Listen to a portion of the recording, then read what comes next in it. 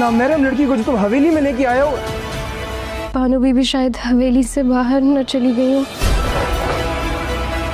हवेली से बाहर क्यों जाएगी बानो, क्या बोल रही हो तुम? सब तुम्हारी वजह से हो रहा है। अगर आज अगर बानो नहीं मिली ना, मैं छोड़ूंगा नहीं तुम लोगों को। बचपन से लेके आज तक तुम्हारी हर छोटी बात का ख्याल रखा है मैंने। तुम्हारी सेहत हो, तुम्हारी बेडशीट हो, तुम्हारे कमरे में लगा फूल हो। तुमने मुझे ही नहीं बताया, क्यों? मैं नहीं समझूंगी। तो फिर अपनी बकवास बंद रख। हम ऐसे नहीं पकड़े जाएंगे, लेकिन तू बार बार बोल रहेगा ना, हम जरूर पकड़े जाएंगे। और अब तुझे जब भी जाना हो चला जाना, मुझे बताने की जरूरत नहीं है। मुझे जब तक रबिया नहीं मिलेगी मैं कहीं नहीं जाने वाला, समझा? तुम पर तो रबिया के इश्क का भूत सवार है, लेकिन ये जो बाकी मामलात है ना, इनका ख्याल रखना पड़ता है मुझे। समझने की बात नहीं है मानो, बात बताने वाली ऐसी थी नहीं। मैं डॉक्टर के पास गया था। बात इतनी बिगड़ गई है कि तुम डॉक्टर के पास से होके आए हो। Stress, anxiety, depression, sugar, cholesterol, BP. इतनी सी उम्र में तुम्हें ये सब हो गया। आज से पहले तो कभी नहीं हुआ। तुम्हारी फिजिकल मेंटल हेल्थ दोनों तो ठीक थी। ये जो जबरदस्ती की मुसल्लत की गई सरदारी है ना तुम्हारे सर पे, इसकी वजह से ये लेनी पड़ रही है। कहा भी था कि तुम नहीं बने हो इसके लिए। तुम्हारे हाथ में किताबें अच्छी लगती हैं।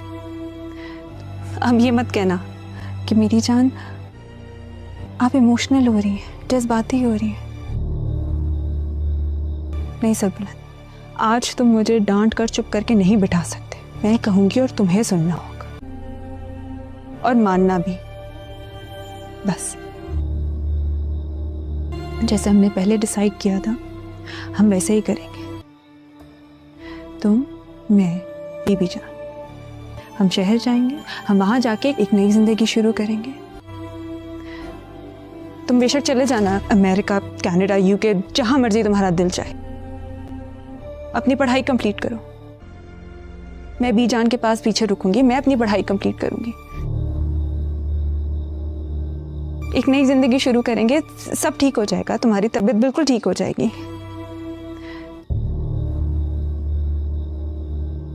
यहाँ का हर मामला सुराब लाला देख लेंगे, चाहे वो सरदारी हो, जमीनें हो, कुछ भी। अब भी देख लेंगे, संभाल लेंगे वो सब कुछ। हम शहर जा रहे हैं। खैर, उससे या उसके आदमियों से कभी भी तुम्हारी बात हो ना, ये कभी भी नहीं पता लगना चाहिए कि दरिया चंद और इसके आदमियों को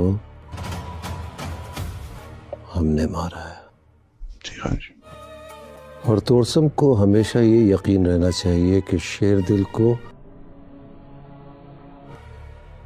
और इसके आदमियों को उसने ही मरवाया। आप बहुत बदल गए हैं। आपका दिल मुझसे उकता गया है। अब मैं आपको खूबसूरत नहीं लगती। अगर आपका दिल मुझसे भर गया तो साफ साफ बता दें। बारिंग बैठी रहती हो, तरह तरह की बातें सोचती रहती हो। मुझे जाना है दोबारा। तुम्हारी इद्दत खत्म होने वाली है रबिया। पता ही नहीं चला इतना वक्त गुजर गया। वक्त सबसे बड़ा मरहम होता है। अगर आपका दुख खत्म ना भी हो तो कम जरूर हो जाता है। और अभी तो बहुत लंबी जिंदगी है रबिया, जो तुम्हें गुजारनी है, बल्कि जीनी है। मुदस्सिर भाई का शायद उस खुदा ने उतना ही लिखा था वक्त। उनकी जिंदगी का जो पर्पस था, जो मकसद था, वो पूरा हो गया। उनका तुम्हारी जिंदगी में आना, तुम्हारे साथ वक्त गुजारना, तुम्हारी मदद करना, शायद उस खुदा ने वही मकसद रखा था उनका, जो कि पूरा हो गया। और बुला लिया अपने बंदे को अपने पास वापस। लेकिन तुम हो यहाँ, और अभी तो बहुत कुछ करना है तुमने, क्योंकि शायद तुम्हारी जिंदगी का मकसद अभी पूरा नहीं हुआ है। हम साथ हैं तुम्हारे, हम सब बीजान कह रही थी कि कल आप, मैं, बीजान मुदस्सिर भाई के साले सवाब के लिए ख़त्म दिलवाएंगे। कुरान ख़वानी रखी है कल। यहाँ हवेली में क्या कर रही हो? और सरबुलन के साथ क्या ताल्लुक है तुम्हारा? सच से बताना। ये सवाल आप सरबुलन साहब से पूछिए। मुझे यहाँ आना है, मैं अपनी मर्जी से नहीं आई। उससे भी पूछ लूंगा, पहले तुम तो बताओ क्या इरादे? ये मैं समझना कि बीबी जान तुम्हारे यहाँ रुकने पे मान गई है तो तुम यहाँ लंबा अरसा रुक सकती हो। ऐसा मैं होने नहीं दूंगा। और तुम असल में कौन हो मैं ये भी बहुत जल्द पता कर लूंगा। तुम जैसी लड़कियों को अच्छी तरह जानता हूँ। ये मेरी शानूर भाभी हैं, इन्हें प्यार से मैं नूर भाभी कहती हूँ। भाभी जरमाला सारा दिन कमरे में बंद रहती है, तो मैंने ही कहा कि आओ तुम्हें हवेली का पूरा टूर करा देती हूँ। इसी बहाने ये हमारा पोर्शन भी देख लेगी और आप दोनों से भी मिल लेगी। उम्र दराज सारा वक्त फोन पे लगे रहना है। इधर आओ, तुम्हारा स्कूल का काम रहता है, कपड़े बदलने हैं, मौलवी साहब आने वाले हैं। प्रिया का मामा बड़ा मक्कार और तेज आदमी था, यहाँ से छुप कर भाग गया वो। हमें ये कभी भी नहीं पता लगना चाहिए कि दरिया चंद और इसके आदमियों को हमने मारा है। कुछ हमारे भी सवाल हैं, दुश्मन कौन है? रोज बेला नागा फोन करता हूँ भैया बाजी मुदस्सिर भाई दोनों को, पर मुसलसल उन दोनों का नंबर बंद आ रहा है। मैंने अपनी ज़िंदगी में बहुत कुछ गवाया है, लेकिन खुद को कभी भी किसी के रहमो करम पे नहीं छोड़ा। मैंने अपनी इज्जत नफ्स और वक़ार को कभी नहीं गिरने दिया। अगर आप मुझे नहीं भेजेंगे तो मैं खुद चली जाऊंगी। आपको कोई शिकायत है या किसी ने कुछ कहा है? आप बता सकती हैं मुझे। किसी ने कुछ नहीं कहा, कोई शिकायत नहीं है, मगर मैं क्यों किसी पर बोझ बनी रहूं? क्यों किसी के घर मेहमान बन के बैठी रहूं? और कब तक? जब मेरा सगा भाई और सगे मामू जिंदा हैं इस दुनिया में मुझे पनाह देने के लिए। मैं एहसान फरामोश नहीं हूँ, आपके मुझ पर बहुत एहसानात हैं। तुम्हें क्या हो गया? तुम्हारा मंगेतर एक जवान खूबसूरत लड़की को हवेली लेकर आया, तुम उसके साथ क्या दोस्तियां निभा रही हो? अभी मानो मेरी बात सुन, मर्द जात पर अंधा भरोसा नहीं कर सकते, बड़ा बेवफा होता है। समझो मेरी बात वरना पछताओगी।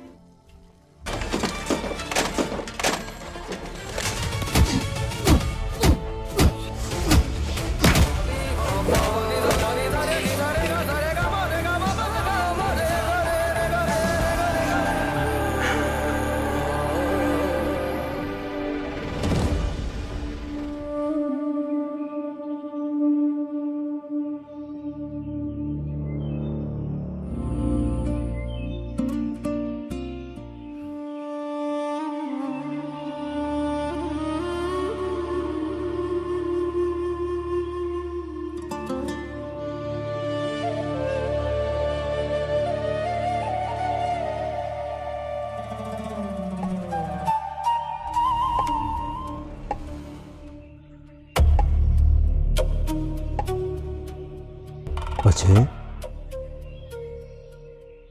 मैं तुम्हें पूरी हवेली में ढूंढ रहा हूँ और तुम यहाँ वीराने में अकेली बैठी हो। मैं ठीक हूँ चाचा जी, मेरी फिक्र ना करें। कैसे फिक्र ना करूं? मेरे बड़े भाई की आखिरी निशानी हो तुम।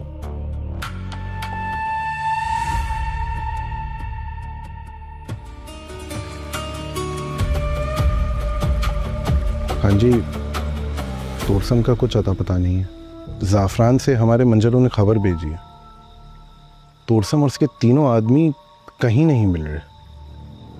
तोरसम अगर रात के अंधेरे में सच अक्सर चुप कर नहीं रहता, बस वक्त का इंतजार करता है। और जब वो सामने आता है ना, तो सिर्फ एक चेहरा नहीं, पूरी कहानी हिल जाती है। कभी कभी सच इतना भारी होता है कि यूएस का बोझ सिर्फ दिल पर नहीं, पूरी फैमिली पर पड़ जाता है। आज की इस किस्म में भी कुछ ऐसा ही हुआ है। राज भी खुल रहे हैं, इल्ज़ाम भी बढ़ रहे हैं, मोहब्बत भी टेस्ट हो रही है, नफरत भी रंग दिखा रही है, और इंतकाम की वो चिंगारी भी सुलग रही है जो हर रिश्ते को अंदर से खा जाती है। मिरल का दिल टूट चुका है। आला खान अपनी बेगुनाही साबित करने के लिए हर हद तक जा रहा है। और अयाल फिर से सबको अपनी चालों में फंसाकर स्टोरी को एक नए लेवल पर ले गई है।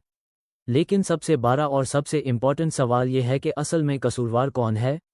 क्या आला वाकई गलत है या वो सिर्फ किसी बारी साजिश का शिकार बन गया है? और अयाल आखिर किस हद तक जा सकती है अपने मकसद के लिए? अस्सलाम वालेकुम दोस्तों, welcome back to the channel. उम्मीद करता हूँ आप सब खैरियत से होंगे। आज हम बात करने वाले हैं ड्रामा शिद्दत की यूएस एपिसोड के बारे में जो इमोशंस, ट्विस्ट्स और कंफ्यूजन का एआई के कंप्लीट पैकेज थी। इस एपिसोड ने ना सिर्फ कैरेक्टर्स को हिला कर रख दिया बल्कि व्यूअर को भी स्क्रीन के साथ चिपका दिया। आज की वीडियो में हम इस एपिसोड का डिटेल रिव्यू करेंगे, सीन्स को समझेंगे, कैरेक्टर्स की परफॉर्मेंस पे बात करेंगे, स्टोरी की डायरेक्शन को डाइसेक्ट करेंगे और थोड़ा सा हल्का फुल्का तंज भी होगा क्योंकि ड्रामा हो और थोड़ी मजाक ना हो तो फिर मज़ा अधूरा लगता है। तो चलिए शुरू करते हैं, क्योंकि इस किस्म में जो कुछ हुआ है उसने सिर्फ कहानी को नहीं बदला बल्कि ऑडियंस का नजरिया भी हिला दिया है। सबसे पहले ओवरऑल सेटअप की बात करते हैं। इस एपिसोड की सबसे बड़ी स्ट्रेंथ ये थी कि स्टोरी ने अपनी ग्रिप बिल्कुल लूज नहीं होने दी। ऐसा नहीं हुआ कि बीच में कहीं पेसिंग स्लो हो गई हो या किसी सीन का वजन कम लगे। हर अगला सीन पहले से ज्यादा इंटेंस था, हर जवाब के साथ नया सवाल खड़ा हो जाता था और हर रेवलेशन के बाद एक और लेयर खुल जाती थी। ये वो चीज़ होती है जो ऑडियंस को बांध कर रखती है। कई ड्रामाज में होता यह है कि सीन अच्छा होता है लेकिन यूएस का इम्पैक्ट 2 मिनट बाद ख़त्म हो जाता है। यहाँ ऐसा बिल्कुल नहीं था। यहाँ हर मोमेंट के बाद लगता था कि अब कुछ नया आने वाला है। और वही हुआ। स्टोरी ने अपना टेम्पो इतना स्मार्ट रखा कि ना बोर होने दिया, ना हाई कन्फ्यूजन को इतना ज़्यादा बड़ा किया कि व्यूअर डिस्कनेक्ट हो जाए। इस एपिसोड का सेंट्रल फोकस ऑब्वियसली मिरल के गिर्द था। मिरल इस वक्त एआई के ऐसी इमोशनल प्रेशर कुकर में फंसी हुई है जहां यूएस के लिए सच और झूठ का फर्क करना मुश्किल होता जा रहा है। उसका दिल ऑलरेडी जख्मी है, उसका ट्रस्ट पहले हाई डैमेज हो चुका है और अब जो नई इन्फॉर्मेशन उसके सामने आ रही है वो यूएसएवाई अंदर से तोड़ रही है। और ये बात ऑनेस्टली स्क्रीन पर काफ़ी नेचुरली फील होती है। मिरल का किरदार इस एपिसोड में बहुत वल्नरेबल नज़र आता है। वो सिर्फ नाराज़ नहीं, वो सिर्फ दुखी नहीं, वो इमोशनली एग्जॉस्टेड है। जब कोई इंसान इतने ज़्यादा इमोशनल शॉक से गुजरता है ना तो उसके डिसीजंस कभी कभी लॉजिक से नहीं पेन से निकलते हैं। और मिरल के साथ भी यही हो रहा है।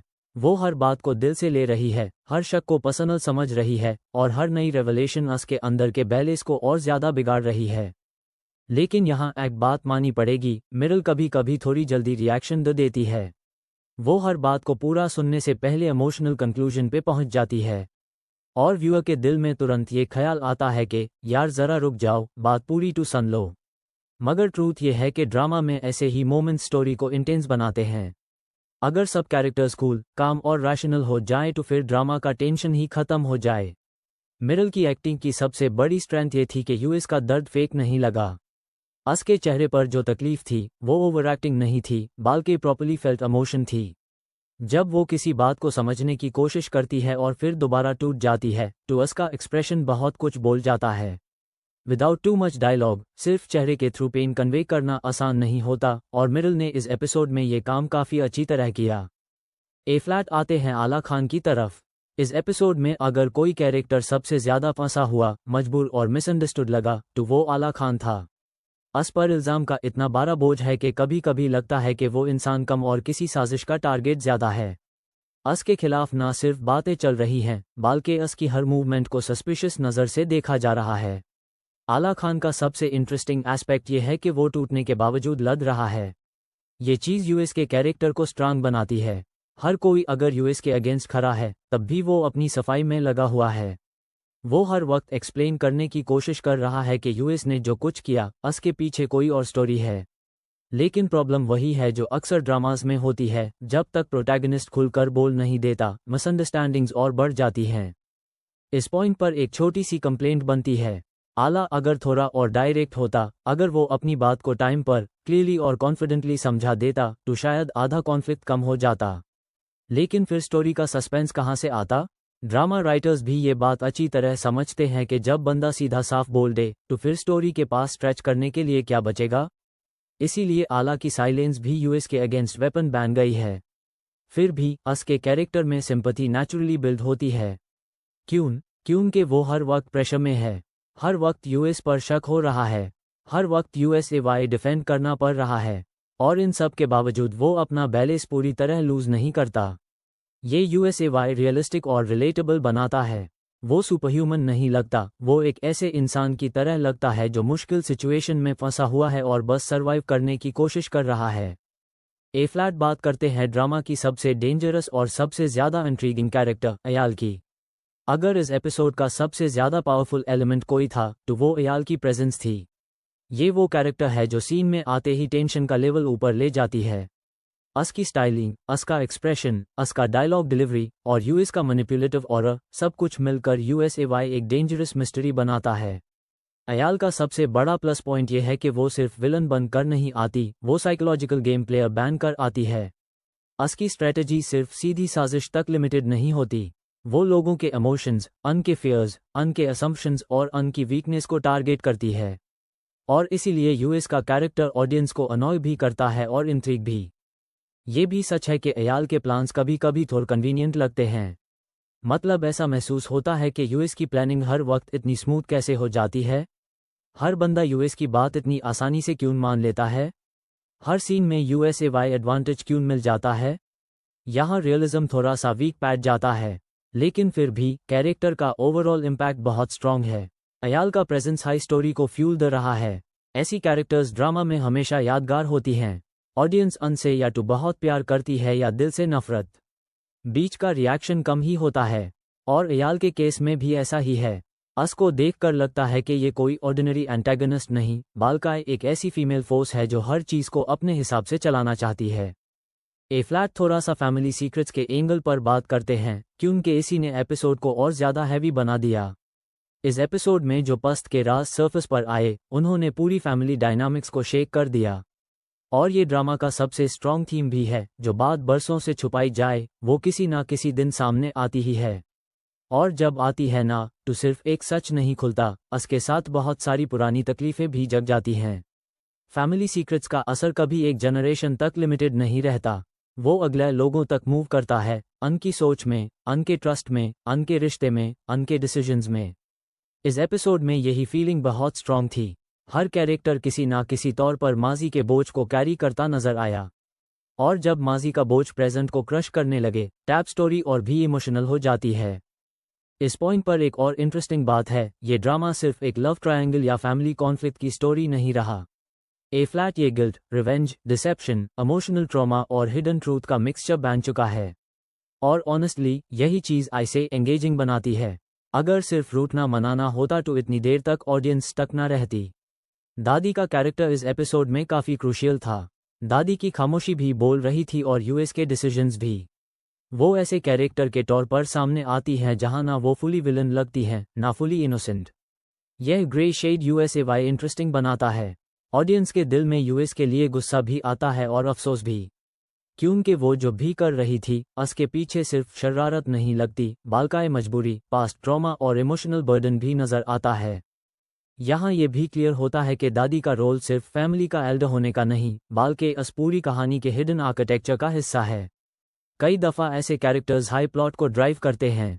वो फ्रंट पे कम दिखते हैं, लेकिन उनके डिसीजंस का असर हर किसी पर पड़ता है। और इस एपिसोड में भी यही हुआ। दादी की साइलेंस ने ही टेंशन को और डीपर कर दिया।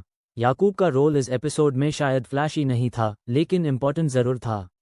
ऐसे सपोर्टिंग कैरेक्टर्स अक्सर स्पॉटलाइट चोरी नहीं करते, लेकिन स्टोरी को स्टेबल रखने में इनका रोल बहुत बड़ा होता है।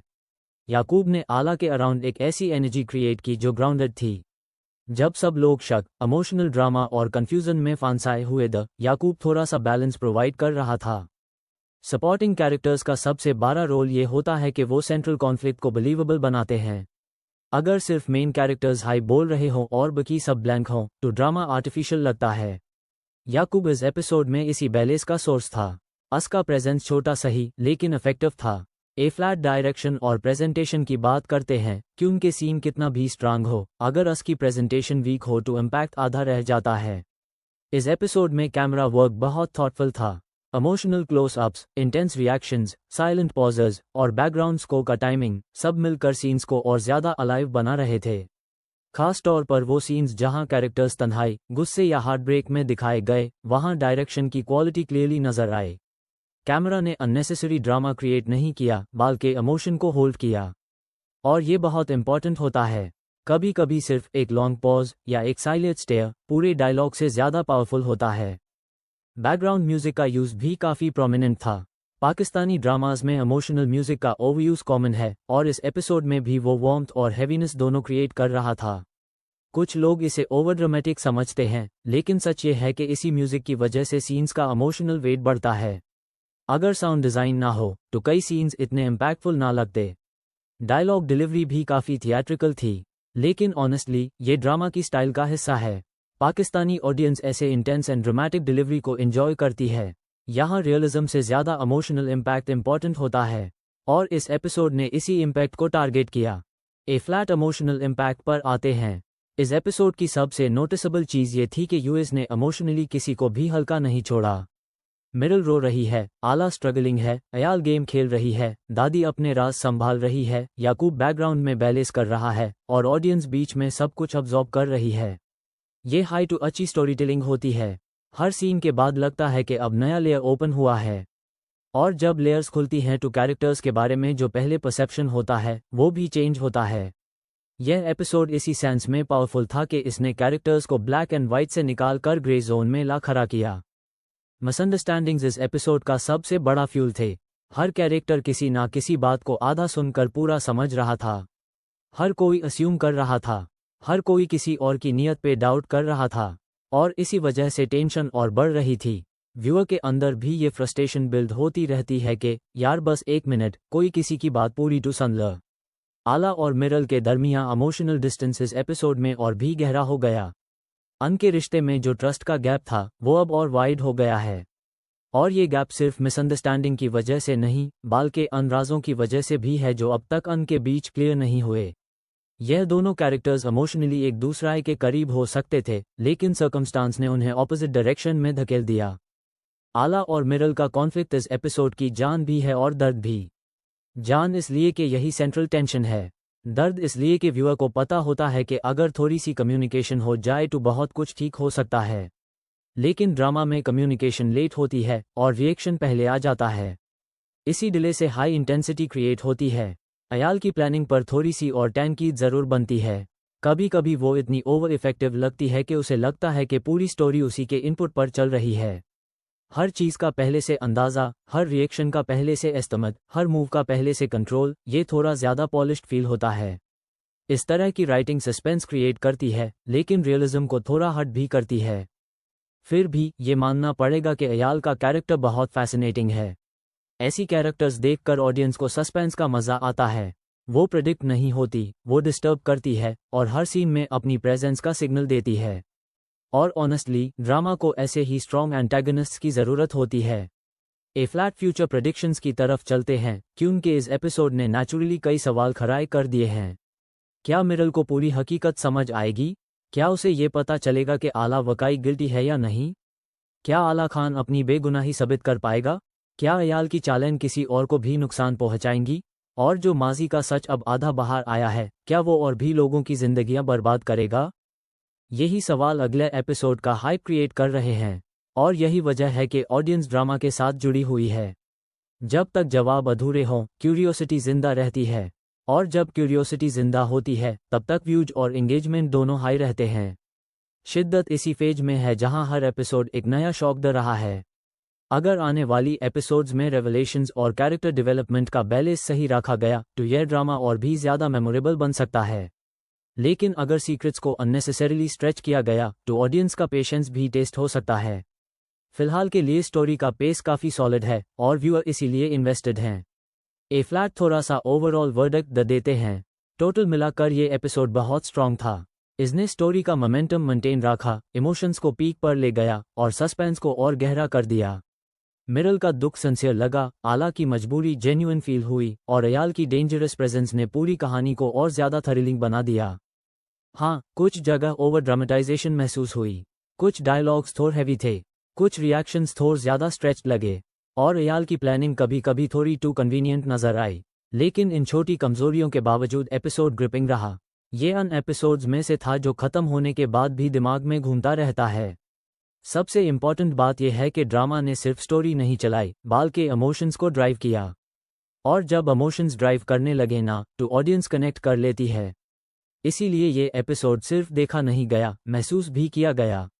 तो दोस्तों, अब आपसे सवाल ये है, आपके ख्याल में असल कसूरवार कौन है? क्या आला खान, क्या अयाल, या फिर कोई तीसरा शख्स जो अब तक अंधेरे में है? और क्या आप भी समझते हैं कि मिरल को आला की बात पूरी सुननी चाहिए थी? कमेंट में ज़रूर बताएं अपनी राय, कि उनके असली मज़ा डिस्कशन में ही आता है। अगर वीडियो पसंद आए हो तो लाइक कर दें, चैनल को सब्सक्राइब कर दें और बेल आइकॉन ऑन कर दें ताकि ऐसी और ज़बरदस्त रिव्यूज़ आप तक सबसे पहले पहुंचती रहें। मिलते हैं अगले रिव्यू में एक और धमकेदार एपिसोड एनालिसिस के साथ। तब तक के लिए अल्लाह हाफिज।